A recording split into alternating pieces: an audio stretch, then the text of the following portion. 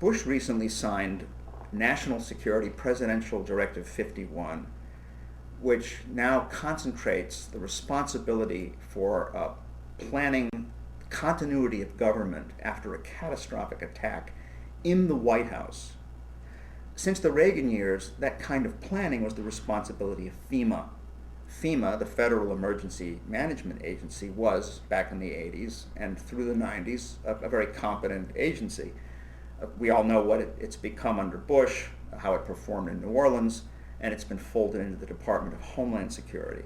Well, what Bush has recently done is to give the responsibility for planning after a catastrophic attack to himself and his closest aides. Representative Peter DeFazio, a Democrat from Oregon, is on the Homeland Security Committee in the House, and he asked to see the plan that the White House has drawn up. He has a security clearance. He is supposed to be allowed to see things like that, and the White House said, no, you can't see it. What reason did they give for refusing to let a congressman see this? They didn't give a reason. I guess when you're emperor, you don't have to give reasons. We don't know what they're planning, but whatever it is, it was bad enough so that a congressman wasn't allowed to see the details. And in fact, there have been martial law exercises carried out over the last couple of months. Just some weeks ago, in Mississippi, Arkansas, and Tennessee, the military, along with local law enforcement officials, carried out what a sheriff's deputy described as martial law planning. There was a big mock evacuation exercise just carried out near Washington, D.C., and you may have heard about a big surge of mass arrests in Iowa recently. The INS, among other entities, raided a kosher butchery and arrested hundreds of people. I've seen reports of 300 people arrested. I've seen reports of 800 people arrested. The fact that FEMA was one of the agencies present for the mass arrests in Iowa, along with a whole lot of other federal agencies, suggests that the government saw this as an exercise, a drill in how to process hundreds of suspects. The same thing is the case with these martial law exercises in the 3 states I mentioned earlier. These ought to be understood as preparatory drills by law enforcement teams that aren't necessarily experienced at working together and that aren't used to conducting these kinds of police operations on American soil. They also serve to some extent to get people used to this kind of thing, which violates the posse comitatus law. You're not supposed to use the American military to conduct police operations on American soil. This has been the law of the land for about 130 years. But routinizing these kinds of operations and reporting them in the local media makes people more inclined to sort of shrug them off. Now, Kellogg Brown and Root has long completed its contract of building detention facilities in rural areas of the country. And the official reason given for all that is that in the event of an immigration crisis, as they put it, they're going to want to, put people in those facilities. Now, there's more. Rush Limbaugh has lately called for riots in Denver, outside the Democratic National Convention. He's harking back to the good old days of 1968, when we all know what happened in Chicago at that Democratic National Convention.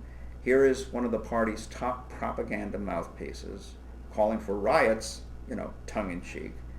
I can easily picture agent provocateur rioting in Denver in 1968, at the very least to create a very discordant spectacle that can play endlessly on the news, and that will then, function as another rationale for why Obama loses in November. But I don't see why we should stop there.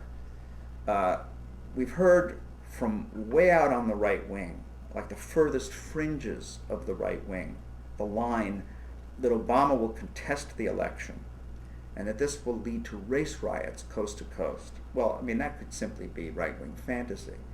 But it could also be a glimpse into the strategy of how it is that they will, crack down, postpone the election. These people are eminently capable of striking at Iran, for example, sometimes in October, and then, I don't know, maybe having to suffer through a major terrorist attack on American soil. Some people have talked about assassination. These are things that I take no pleasure in talking about. And they do indeed sound like crackpot ravings, but understand this. This is a regime whose leaders are capable of anything. They're capable of stealing elections. They're capable of lying us into a war. They're capable of letting a whole major U.S. city drown and then do nothing about it to this very day. They're capable of outing a crucial CIA officer who was tracking weapons of mass destruction that were headed for the United States. What is it that they would not do? Now, I don't say this because, I want people to freak out or stay home and lock the door. On the contrary, I say this because it's crucial for us all to keep our heads and have our eyes wide open. If these things take us by surprise, we are that much more vulnerable to being manipulated, pushed around, maybe with fatal consequences. If, however, we can be well aware of the nature of the people in charge and not be surprised by the steps they take, we'll be strengthened by that kind of preparation and we'll be able to resist. And I'm afraid that at this point, resistance is something that we should all be thinking about very seriously.